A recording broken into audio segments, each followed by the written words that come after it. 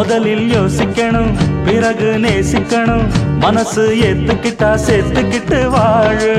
உனக்கு தகுந்தபடி குணத்தில் சிறந்தபடி இருந்தா ஊரறிய மாலை கட்டி போடு.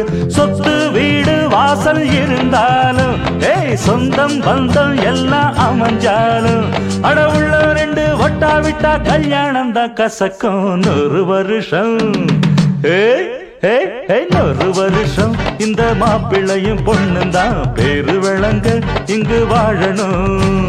சோழவனத்தில் ஒரு சோடி குயில் போலத்தான் காலம் முழுக்க சிந்து பாடணும். ஒண்ணுக்கொண்ணு பக்கத்தில பொண்ணு புள்ள நிக்கையில கண்ணு படும். மொத்தத்தில கட்டழக அம்மாடி என்ன சொல்ல. 100 வருஷம் இந்த மாப்பிள்ளையும் பொண்ணுந்தான் பேரு